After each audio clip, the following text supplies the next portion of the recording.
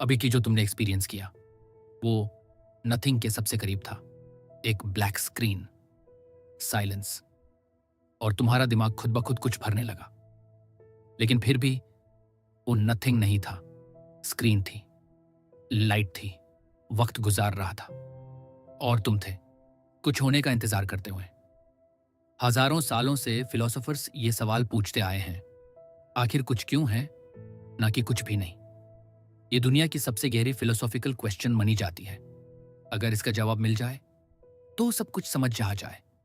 लेकिन मैं एक अनकंफर्टेबल बात कहना चाहता हूं, यह सवाल ही शायद गलत है। इस सवाल के अंदर एक असम्पशन छुपी है, इतनी इनविजिबल कि कोई नोटिस ही नहीं करता।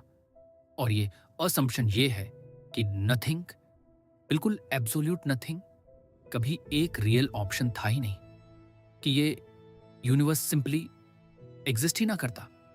लेकिन अगर ये कभी पॉसिबल ही नहीं था, अगर एग्जिस्टेंस का कोई कॉम्पिटिटर ही नहीं था, तो फिर क्या? इसके लिए सीरियसली सोचना पड़ेगा, आखिर नथिंग होता क्या है। और मैं बिल्कुल एब्सोल्यूट नथिंग की बात कर रहा हूं। एम्प्टी स्पेस नहीं, स्पेस खुद कुछ है।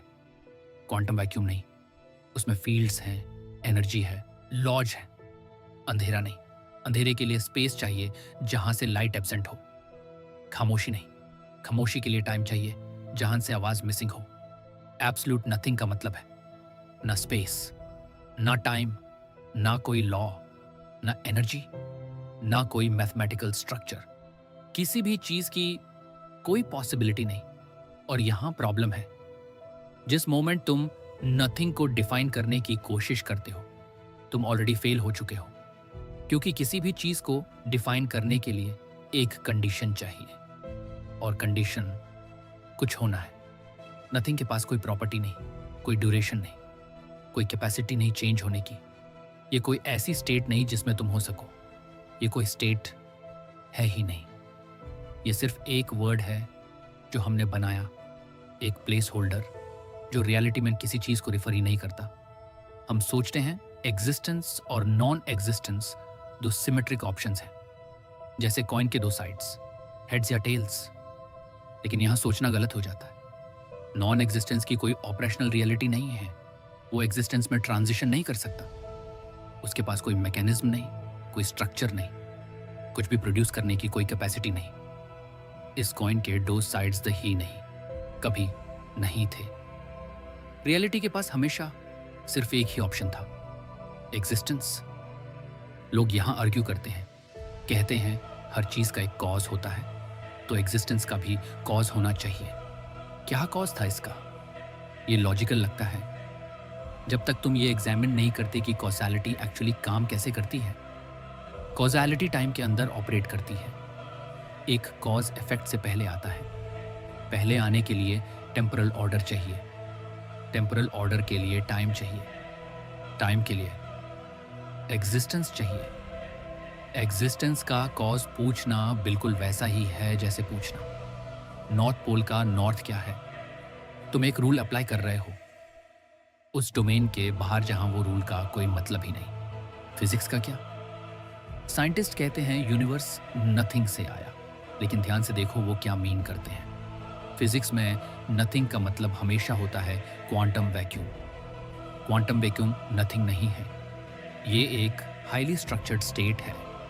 क्वांटम फील्ड थ्योरी से गवर्न होती, वर्चुअल पार्टिकल्स हैं, एनर्जी फ्लक्चुएशंस हैं, मैथमेटिकल लॉज हैं। ये नथिंग नहीं है, ये कुछ बहुत सोफिस्टिकेटेड है। फिजिक्स ने कभी नॉन एग्जिस्टेंस ऑब्जर्व नहीं की, वो ट्रांसफॉर्मेशन मॉडल करता है, एक्चुअल नॉन बीइंग से इमर्जेंस नहीं। तो हम कहां पहुंचे? अगर नॉन एग्जिस्टेंस कभी कोहेरेंट था ही नहीं, तो एग्जिस्टेंस को किसी रीजन की जरूरत नहीं, न गॉड की वजह से, न फेट की वजह से, न किसी बाहरी पर्पस की वजह से, बल्कि इसलिए क्योंकि ऑल्टरनेटिव लॉजिकली इम्पॉसिबल था। सवाल कभी ये था ही नहीं कि कुछ क्यों है, ना कि कुछ नहीं।